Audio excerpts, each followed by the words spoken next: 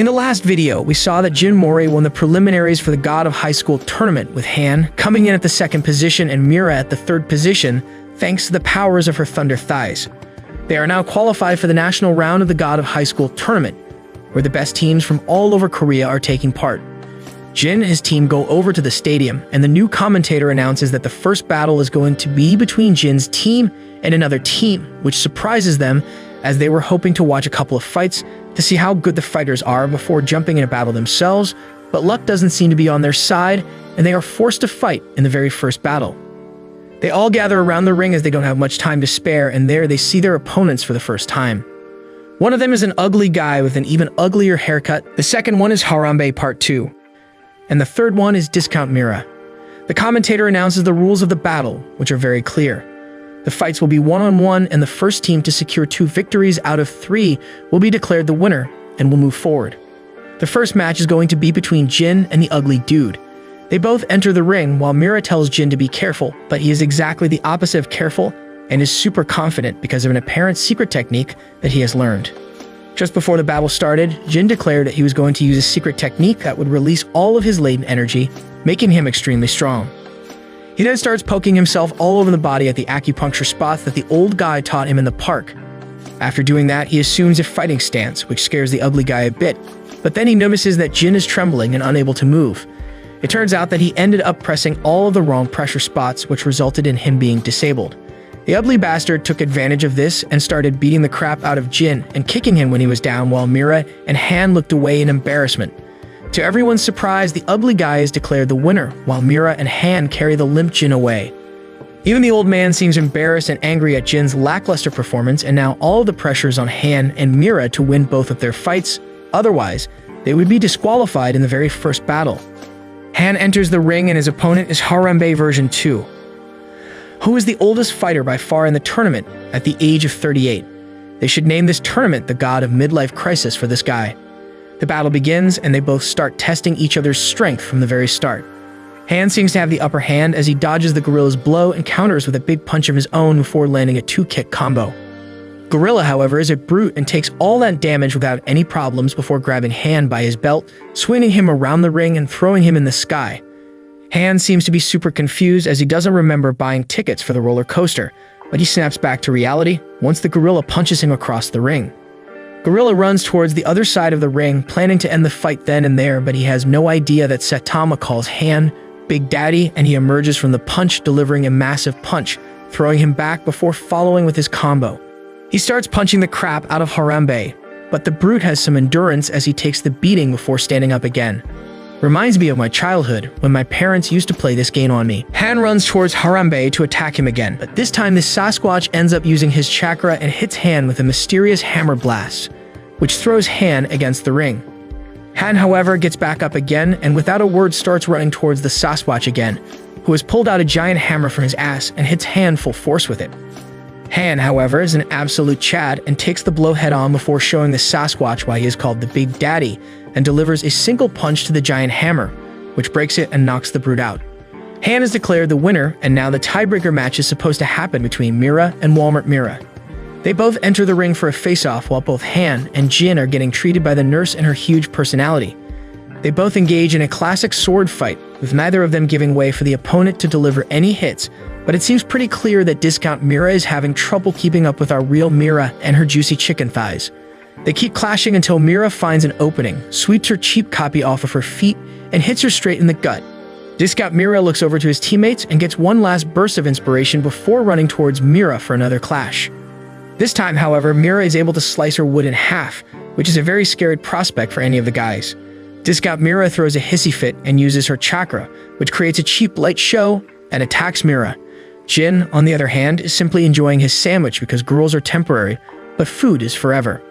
The nurse with the huge personality asks both of them whether they are not worried about their friend, but Jin replies that Mira and her juicy thighs can never lose against this cheap imitation. Discount Mira uses her giant lightsaber and break Mira's wood this time, which is again a scary prospect for the guys, but Mira is a proud kitty owner, so she's not scared of her, and she jumps up to deliver a cool-looking kick powered by her thunder thighs, which knocks the Made in China out. Mira is declared the winner and her team qualifies for the next round. They all walk off the ring and stand in the corner to watch the next fight, which is between two unknown teams. The first match is between a green-haired sissy and a blue-haired sharp boy. The battle starts, and the sissy uses his tiny wand to create a flaming star in the air and throws it towards Sharp Boy. But he isn't impressed by his tiny staff, so he simply uses his giant shark to stab the sissy before ordering the shark to chew him alive. People in the audience seem to be disturbed by this when suddenly, the sissy's maid jumps in the ring and tries to attack Sharp Boy, only to get stabbed twice in the stomach and falls to the ground, unconscious. Daddy Shark moves towards the unconscious girl and starts using his feet to remove the heavy layer of makeup on her face, when Mira tells Jin that he cannot and should not go in the ring to save her, as this could mean their removal from the tournament. Jin, however, tells her that she can stop him, but who's going to stop Big Daddy? It turns out Han already jumped into the ring and kicked the Sharp Boy in the face, pushing him away from the girl. The Sharp Boy didn't seem to expect the kick, but nonetheless decided to go through with the fight.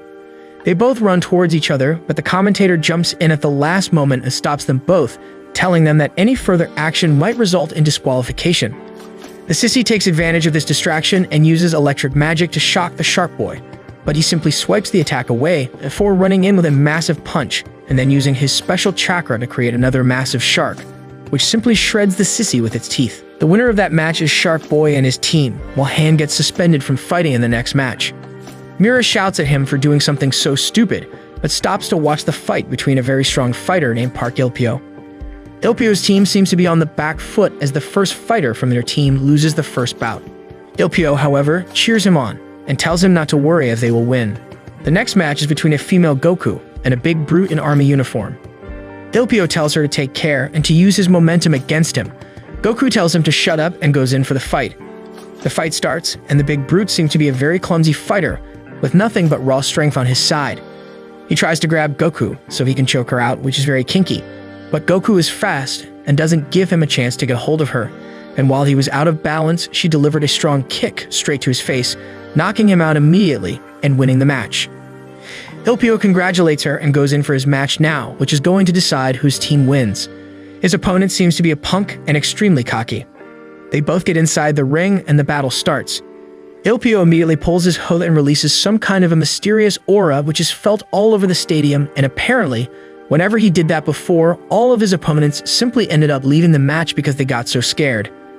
The punk, however, doesn't seem to have a brain and thinks that Il-pyo is hiding a fan or something, so he challenges him to the fight. The punk runs in with a punch, but Il-pyo is easily able to deflect it before kicking him in the legs, destroying his balance.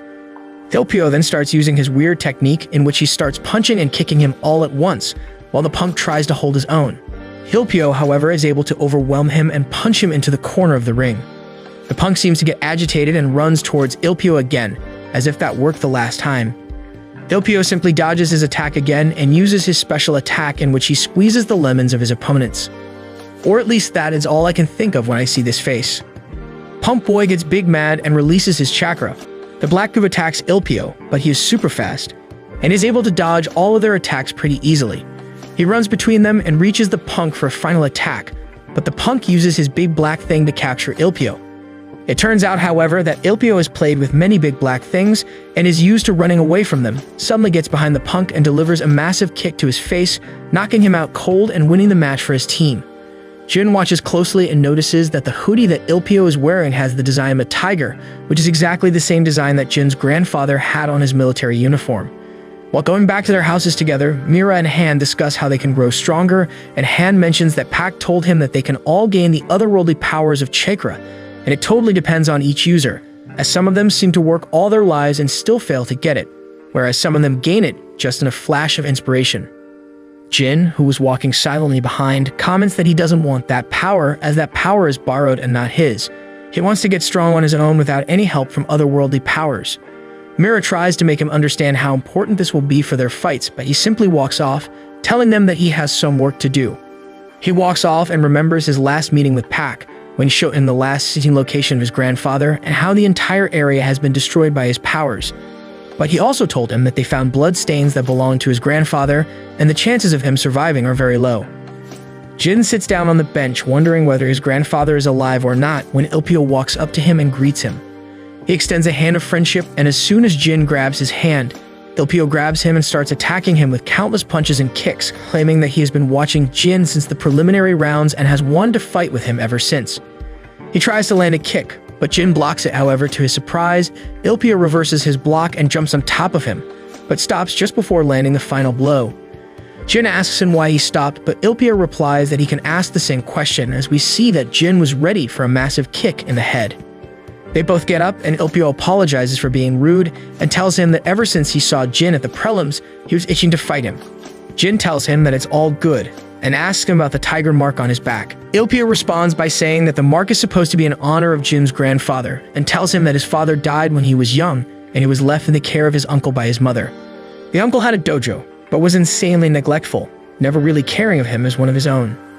Ilpio felt alone and scared, but one day while he was brooding beneath a tree, Jin's grandfather jumped inside of the compound and greeted him.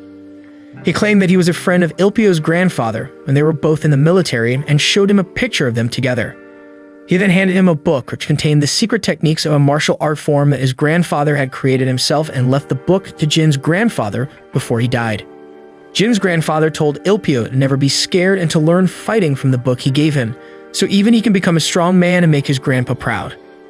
While talking, however, suddenly, Ilpio puts his hand behind Jin's back, and when Jin turns around to see, he spots that his hand has been stabbed by a shark's teeth. It turns out that Shark Boy fired an attack on Jin without any reason.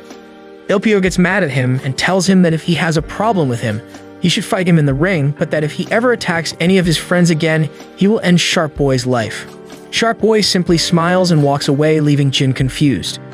Ilpio turns towards Jin and tells him that Shark Boy's name is Jeagle and he is a very dangerous opponent. Jin asks about his injured hand, but it turns out that during that time his hand got healed as well. After that, they bid farewell to each other and went their separate ways, while Jin thought about how weak he must be that he couldn't even respond to Jeagle's attack.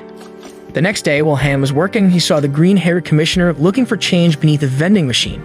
It turns out that a year's worth of his pay has been cut out because of the things that he did, and he is struggling to make ends meet.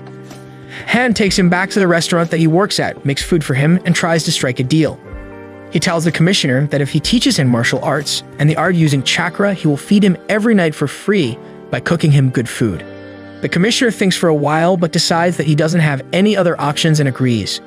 The next day, both Mira and Han get a notification that it's Jin's birthday today and rush over to his house, where they find him sulking near the picture of his grandfather. They cheer him up and all of them enjoy the afternoon, eating and having fun. The next day, Jin wakes up to a picture delivered to his house, which shows his grandfather bound and gagged up somewhere with the address behind the picture, telling him to come alone. Jin decides to go to his grandfather's aid, even though he has a match today. He grabs his bike and starts pedaling as fast as he can, while promising to be back before the match ends no matter what. On the other hand, both Han and Mira are looking for Jin everywhere.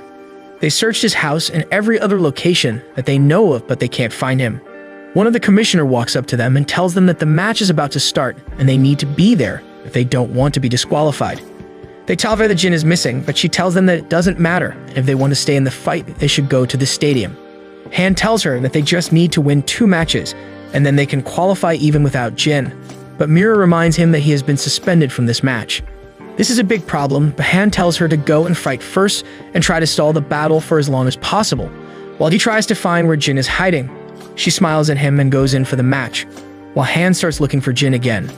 She gets inside of the ring and her opponent is a hooded guy, who tells her that he was waiting to fight against the successor of the Moon Sword style for a very long time. He throws away his cloak to show a totally jacked up black dude who has rubbed baby oil all over his body. He tells her that he is here to test whether she is capable of holding the true power of the sword style or not. The fight starts and she tries to hit him with her sword, but to her surprise, none of her attacks do any damage because he has rubbed baby oil all over himself and the attacks simply slide off of him. She tries using grappling techniques and gets him in a chokehold before kicking him in the stomach. She then tries to use her special technique, but the creepy black dude grabs her from behind and asks her whether she wants to play with his sword. Mira, however, seems to be very racist and stabs the guy in his rock-hard abs with her sword before getting away from him. She runs at him again, but this time one of the black dude's teammates throws him a sword, and they both clash. Mira realizes that the sword he is using belongs to her dad, which was stolen by that rich guy who wanted to marry her. She screams at him to give it back to her, but they both clash their swords again, and this time, Mira's sword breaks. She is taken aback while the black guy explains to her that she never even knew the true power of her sword, and suddenly the sword in his hands converts into a real sword, which he claims to be the sword of the gods. He tells her that she had the sword all her life, but was never able to bring out its full strength, which is a shame. He suddenly appears behind her and tries to attack her, but she is able to dodge his attacks before backing off and using her special moon sword technique on him. He tries to block her attacks, but at the same time, she jumps in the air to deliver a massive 2-kick combo, along with a punch to his guts, throwing him across the ring. The sword flies out of his hands and Mira is able to grab it, but suddenly it disappears from her hand and appears back in the hands of the creepy black guy. He explains to her that the sword chooses the master, not the other way around. On the other side, Jin finally reaches an abandoned factory and goes inside to find a locked door.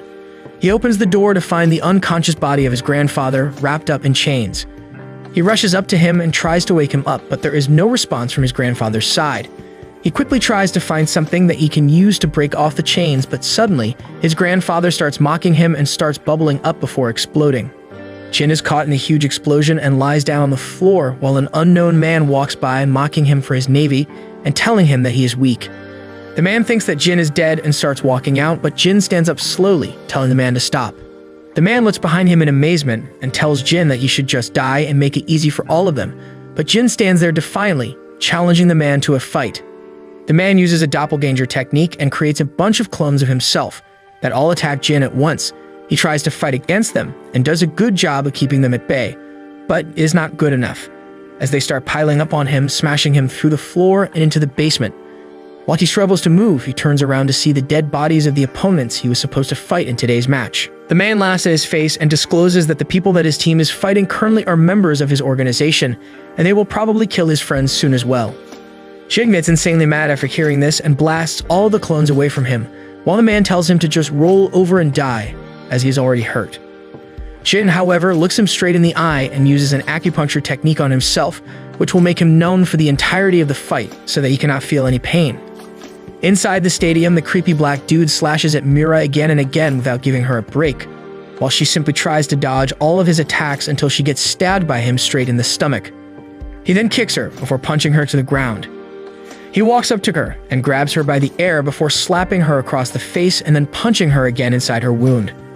She gets up again while he mocks her for even trying and says that Jin won't be coming to the fight today as he is probably already dead. This enrages Mira, who declares that Jin can never die fighting against losers like you and rushes in for a multiple punch combo, landing several hits before he summons the sword again, hits her on her shoulder and kicks her to the ground.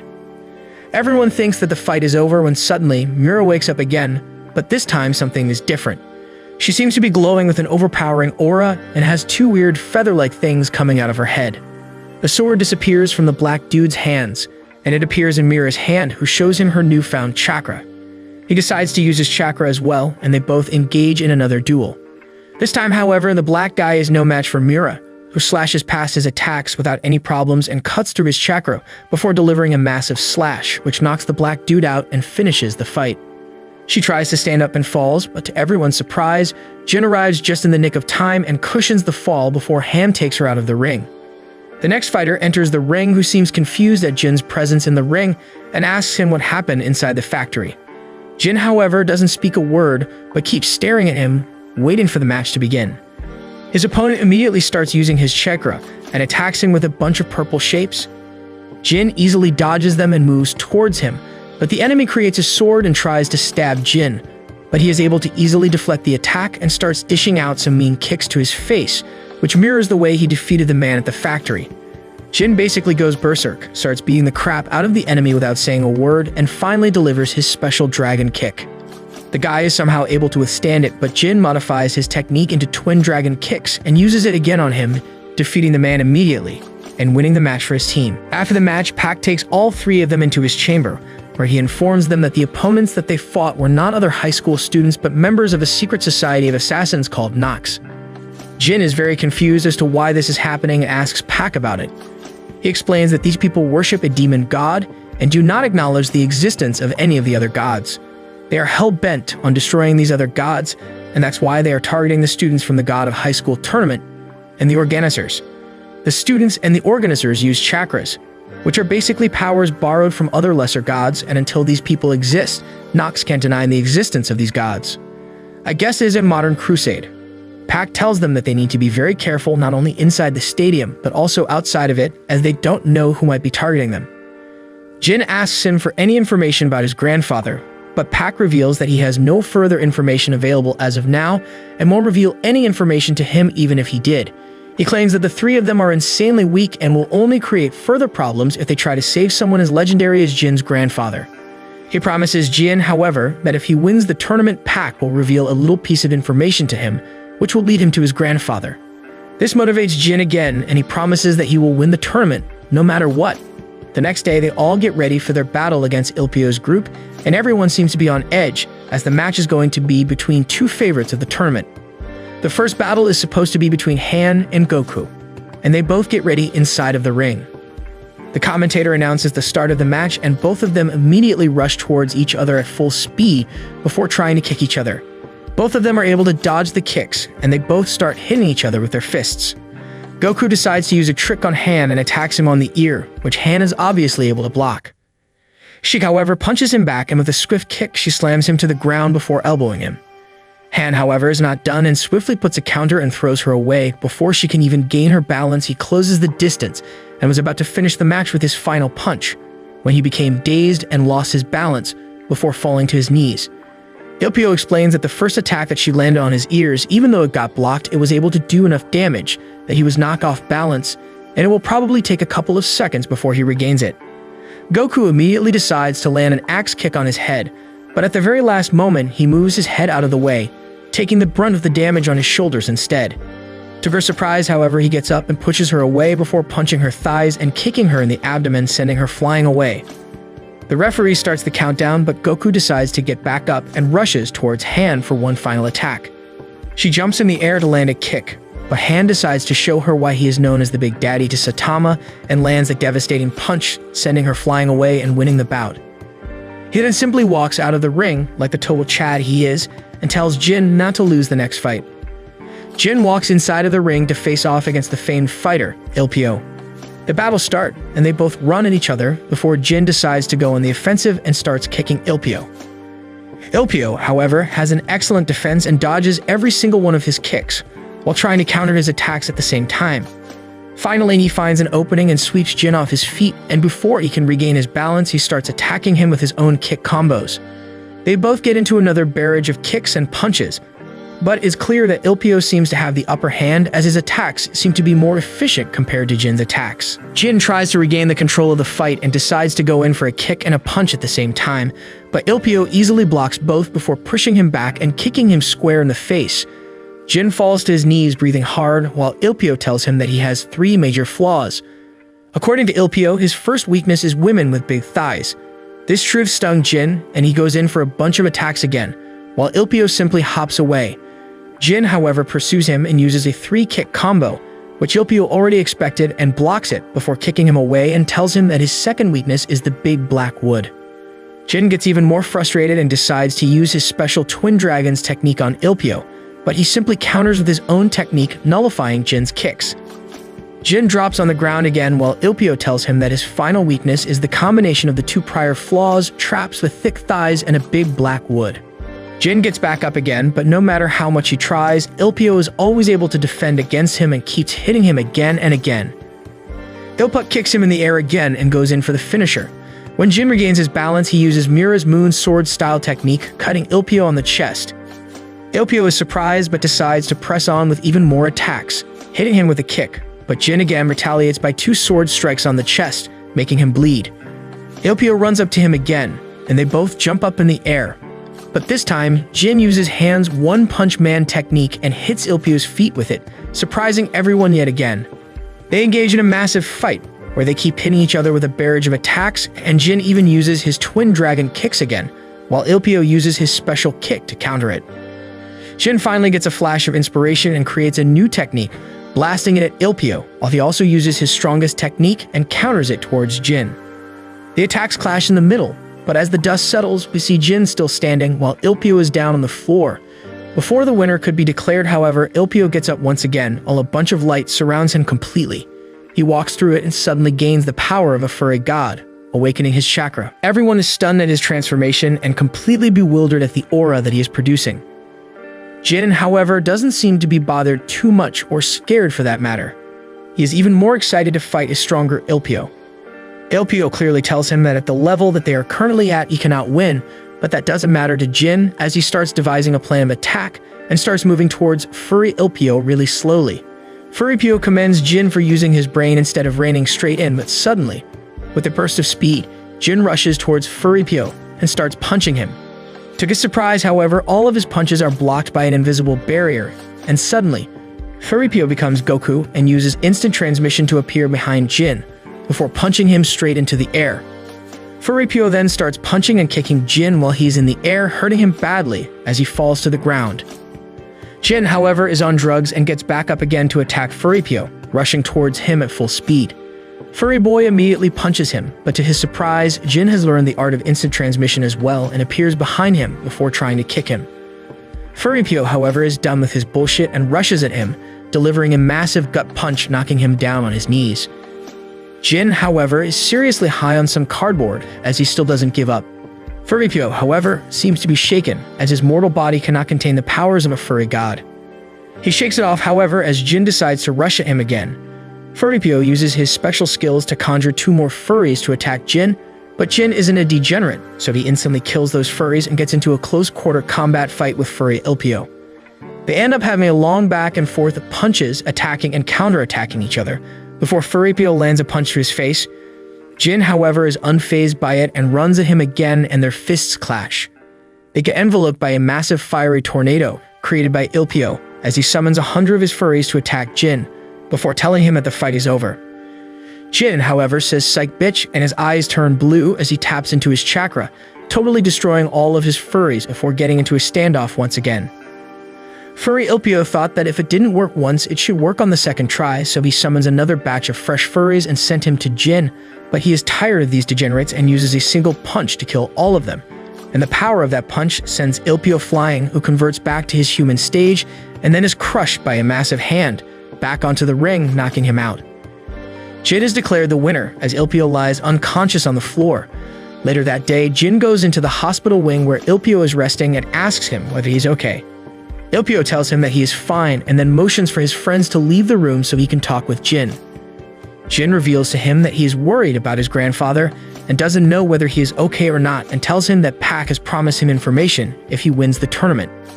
Ilpio tells him that the finals will be against Sharky's team and he is a very dangerous opponent, but if Jin fights like he did against him, he should have no trouble making shark fin soup out of him.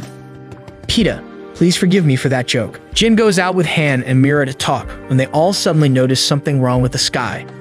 It is suddenly announced that the God of High School tournament is cancelled as they watch a mysterious being emerge from the sky towards the ground, while various small, weird-looking flying things are roaming and destroying everything. Did we get Ice Cake's The Age of Ultron?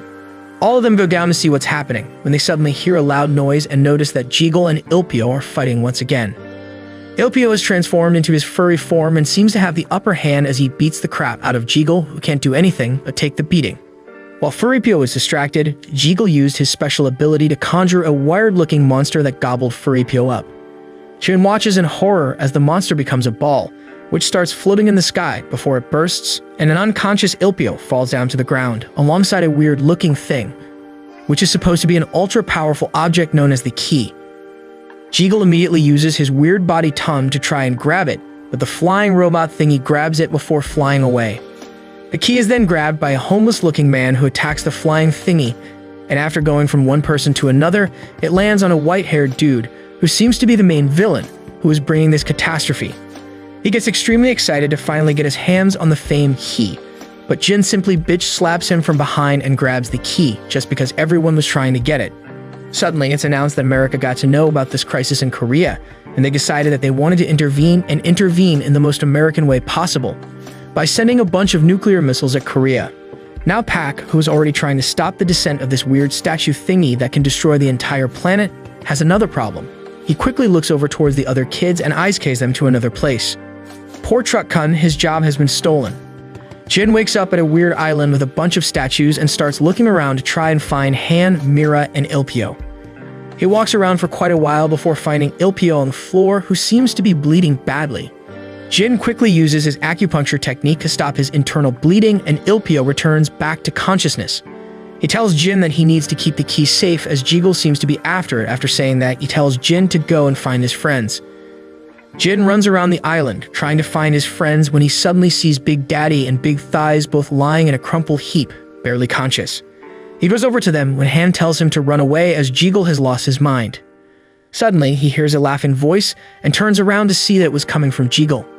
He tells him that he is done with these games and wants Jin to surrender the key immediately, and Jin simply replies that Jeagle's mom doesn't love him. They engage in combat and Jeagle seems to have the upper hand as Jin is simply trying to defend, while Jeagle grabs him by the head and throws him to the ground. They start fighting again, but I seriously can't be bothered to explain the fight to you because everything happened very quickly. All you need to know is that Jin was on the back foot when suddenly there was a huge flash of light and they were all Izcade back to their normal world. Hashtag justice for Truck Kun. Jin opens his eyes and looks around to see a post-apocalyptic scene where everything is destroyed and a huge creepy-looking statue lying on the ground. Jeagle, however, is still hell-bent on getting the key and grabs Jin in the air before using his tentacles to get into his pants. He retrieves the key from his pants before using his stomach to eat it. Man, this guy is so weird. Jin looks out in horror as Jeagle transforms into a baby, then grows wings and starts flying up in the air before transforming into a mixture of an angel and a demon, declaring that he will bring an end to all humanity. Jeagle seems to have been reincarnated as an actual demon, and sensing his power, Mira tells them that they should fall back and regroup with Ilpio and the others, but suddenly, Jeagle appears in front of her and throws her at Han before pursuing them and blasting them with a beam. They dodge the attack and start trying to fight back, but Jeagle is on another level and simply stops Mira's sword with a finger before throwing her away. Big Daddy tries to one-punch him, but Jeagle dodges before lasting him away as well. Watching this, Jin also joins the fight, but Jeagle is easily able to bind him in the air with his powers, but Jin breaks through it and uses the acupuncture technique on himself to make himself faster and to let out his latent power before running at Jeagle. They get into a massive fight, which I am too lazy to go over, but at the end, Mira and Han again join the fight together, but Jeagle is able to dodge or block all of their attacks before sending them on the run as he blasts them with magical beams from above. He summons a bunch of dudes that capture Jin, but Mira defends him and starts running when Jeagle blocks their path and sends a magical spear at them. Big Daddy comes to the rescue, however, and blocks the attack with his body before telling them to run, but this makes Jin angry, who suddenly taps into his chakra again, summons a giant staff and runs at Jeagle with an insane speed, matching him in strength and surpassing him in agility, landing multiple hits on him, but Jin is finally able to overpower him and calls upon a bunch of lightning strikes on Jeagle, totally destroying him as he reverts back into a pathetic human, knocked on the ground. They all sit down thinking this is all over, but Jeagle wants even more screen time, so he converts into a grotesque demon and starts attacking them. Ilpio also arrives at the scene, and all of them together begin an all-out assault against Jeagle, trying to destroy him completely using their chakra. Jin finally uses his dragon kick to summon a huge dragon, which clashes with the monster, but doesn't seem to hit it in the core, so he pushes on forward and uses the twin dragon technique, which bursts through the monster, destroying it completely. They'd all sit down again when suddenly a woman arrives and hits Jin on the head, telling him off for all the destruction he caused. She tells him that he has been crowned the winner of the tournament, and she is the one who will grant any wish that he wants. The only thing that she cannot do is bring people back from death, but other than that, everything is fair game. Jin immediately tries to ask her to bring his grandfather back, but stops as he looks behind to see the tattered group of friends that he has and Ilpio's friends as well, who have all lost their limbs. He decides to do the selfless things and asks her to heal all of the contestants completely, whoever got hurt in the tournament, and she uses her magic to heal every single person completely. Jin seems to be happy, but then collapses out of exhaustion. He wakes up in his own room and looks around to see both Han and Mira cooking in the kitchen, who seem to be very happy to see him awake. They tell them that he has been sleeping for 3 whole months and that they have been caring for him during this time. Jin gets emotional thinking that he has such good friends before they all sit down on the table to have dinner. That's it for this video. Make sure to like and subscribe and watch this next video on screen.